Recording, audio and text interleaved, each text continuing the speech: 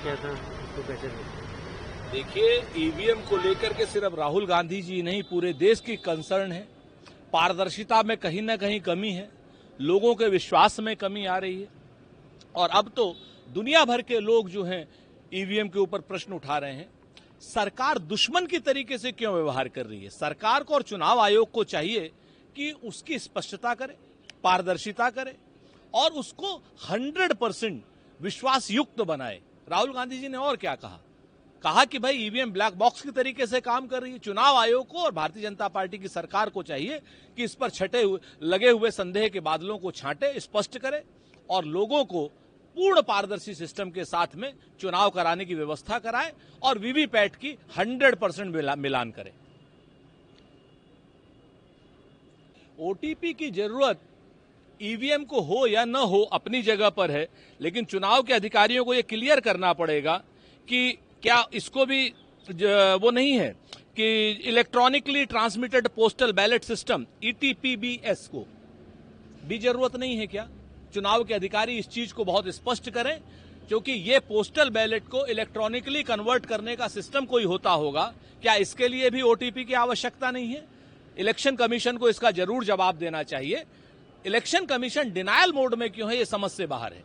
क्या छुपाना चाहता है इलेक्शन कमीशन, ये भी समझ से बाहर है।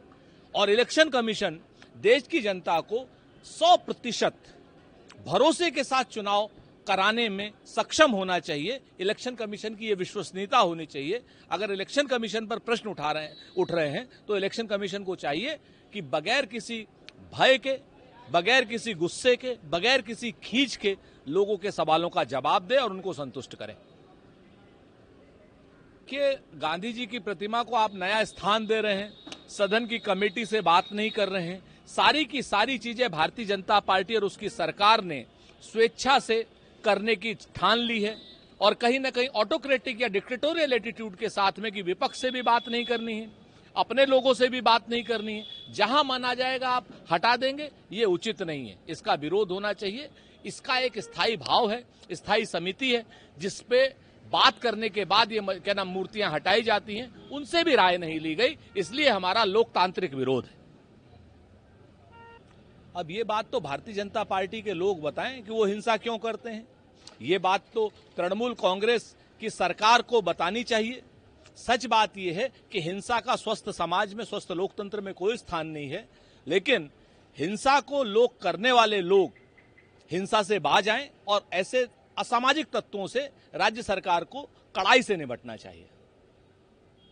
पिछले 8 दिन में 4 से ज्यादा आतंकवादी हमले हो चुके हैं। अमित शाह जी, शर्म आनी चाहिए। जिस तरीके से सुरक्षा बलों पर, जिस तरीके से आम नागरिकों पर, जिस तरीके से तीर्थयात्रियों की बस पर आतंकवादी खुलेआम गोलियां चला रहे हैं, उससे तो लगता है कि आपका पूरा का पूरा प्रशासन और आप दोनों स्वयं चूक रहे हैं और आप असहाय की तरीके से देख रहे हैं। भोजन, चिंतन, बैठक और विश्राम बाद में कर लीजिएगा। जम्मू कश्मीर के आतंकवाद को खत्म कीजिए। ये आपकी जिम्मेवारी भी है, आपका कर्तव्य भी है।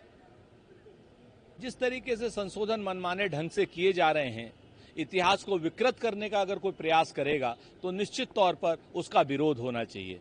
इतिहास को अगर कहीं पे गलत है तो उसको सही करने की एक प्रक्रिया है, उसमें इतिहासविदों को साथ में लिया जाना चाहिए, उसमें एक बड़ी कमेटी बननी चाहिए। इतिहासविदों की राय से किसी भी चीज को ठीक किया जाए, लेकिन स्वेच्छा से या स्वेच्छाचार से अगर आप किसी भी पाठ्यक्रम को राजनीतिक विद्वेष की भावना से ठीक करेंगे तो उसका विरोध होगा।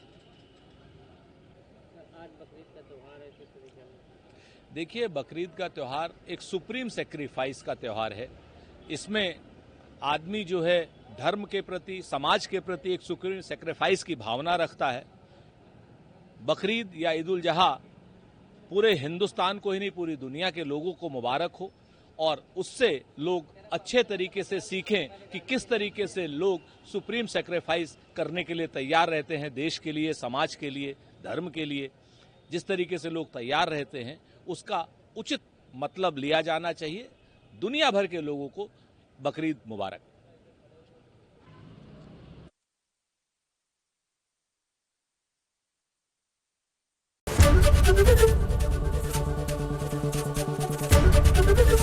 एबीपी गंगा, खबर आपकी, जुबान आपकी।